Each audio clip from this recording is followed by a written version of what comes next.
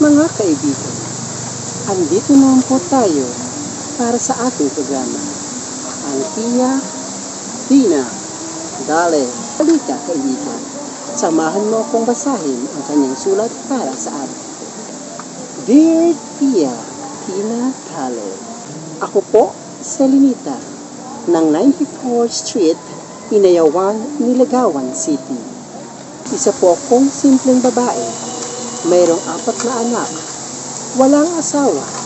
As in, biyuda, Tia. Kaya po ako sumulat sa iyo, Tia, ay dahil mayroon po akong manliligaw na mas bata sa akin ng 10 taon. Ngayon po, ako po ay nagdiriwang ng 57 kaarawan ko. Samantalang ang manliligaw ko po ay 21 taon palaang. Lubos po ako nababagabag. Madalas po kasi, simula nang siya manligaw sa akin, madalas po siyang magpadala ng bunch of flower at mga matamis na pagkain.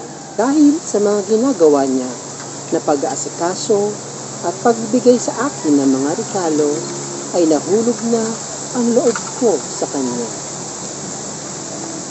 Hindi ko na inisip ang mararamdaman ng aking mga anak dahil ang aking puso ay punong-puno ng ligaya at saya. Saan ka ba naman kasi hindi matutuwa, Tia?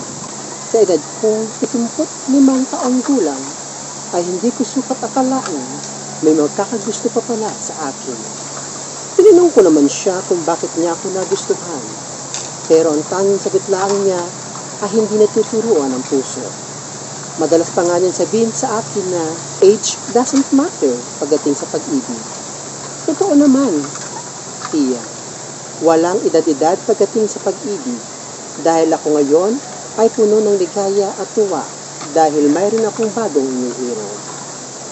Kaya po ako sumulat sa iyo ay nais ko po sana humingi ng payo kung tama po ba ang ginawa ko o may mali akong hakbang na dapat ay di ko ginawa.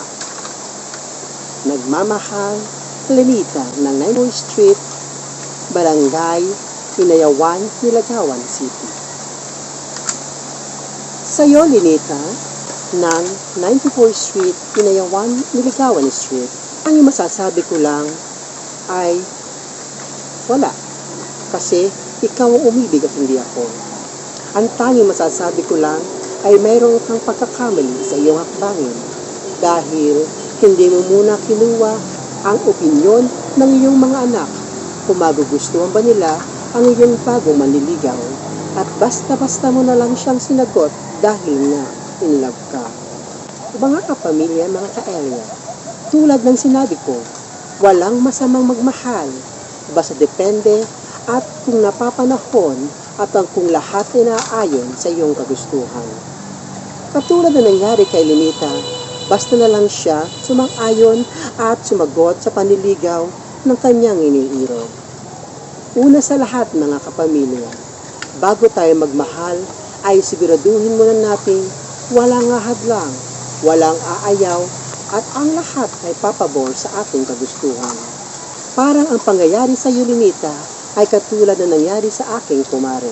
Kasi ang kumari ko ay basta na lang nagdala ng lalaki sa kanilang pamamahay at sinabi sa kanyang mga anak na meron siyang bagong asawa.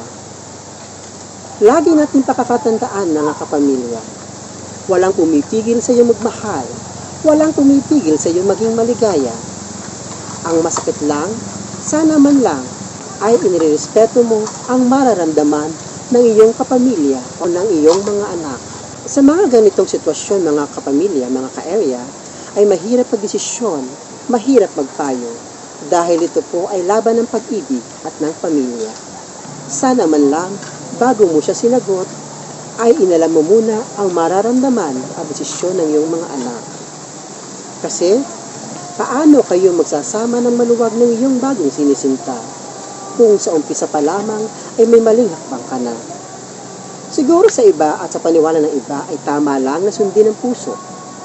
Pakinggan ang naramdaman at sundin ko anong gusto, di baling may matapak ang iba. Pero lagi mong tatandaan, sa hulit huli, pamilya at pamilya mo pa rin ang tatakbuhan mo sakaling magkamali ka ng taong iyong pinili. Wala akong pwedeng i-advise sa iyo, Lenita, kundi maging totoo ka sa iyong sarili. Mahalin mo ang iyong mga anak at mahalin mo ang iyong bagong iniirog. At sana nga, kaibigang Lenita, ay magkasundo ang iyong bagong iniirog at ang iyong mga anak upang magsama kayo na maayos at matiwasay. Hanggang dyan na lang po mga kapamilya.